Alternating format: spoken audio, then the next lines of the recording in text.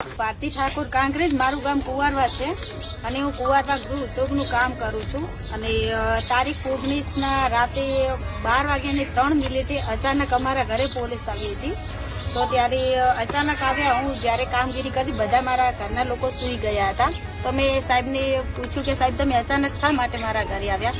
તો કારણ તો કંઈક હશે નાનું. તો એમને સીધા મને એવું કીધું કે તું ચૂપ થઈ જા, અમને અમારું કામ કરવા દે. પછી એ લોકોએ ડાયરેક્ટ રીતે વર્તનથી વાત કરી. તો મેં કીધું કે સાહેબ જો તમે મને સીધી રીતે મેં તમને પૂછ્યું તો તમે મને પ્રેમથી જવાબ આપો કે તમે કઈ કારણથી તો મારા ઘરે આવ્યા હશો, તમે કઈ ગુનો કર્યો છે, શું કર્યું છે, તમે તમારા વતી તમને લાગતું હોય તો જણાવો. બાકી અમે એવો કઈ ગુનો કર્યો નથી, પણ તોય અમારે જાણવું છે. તો એમને સીધી રીતે ડાયરેક્ટ એમ કીધું કે તું ચૂપ થઈ જા. મેં એમને એટલું પૂછ્યું કે સાહેબ તમે કયા પોલીસ સ્ટેશનથી આવ્યા છો અને તમારું નામ શું છે? તો પછી મેં એનો વિડીયો લાઈવ કર્યો. મેં કીધું સાહેબ તમે મને સરખી રીતે જવાબ નહીં આપો તો હું વિડીયો લાઈવ કરીશ. એવા ડાયરેક્ટલી બધા લોકો જતા રહ્યા. એટલે મેં આના માટે મારે ઠાકોર સમાજ જોડે મારે ન્યાય જોવે છે કે તમારે બધાને મને સપોર્ટ કરો, તમારી દીકરી સમજી.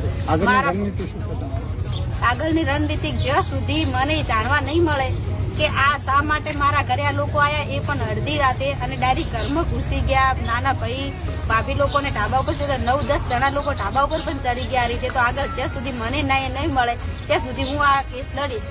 અને મારે બધા સમાજ લોકોને હું 2 હાથ જોડીને વિનંતી કરું છું કે બધાનો મને સપોર્ટ જોઈએ. લેખિત મૌખિક રજૂઆત કરી કઈ? હા કરી છે. મેં દિયોદર ઓફિસે એસપી સાહેબની ઓફિસે આપી છે, સિહોરી પોલીસ સ્ટેશનમાં પણ આપી છે અને ધારાસભ્ય અમૃતભાઈ સાહેબને પણ આપી છે.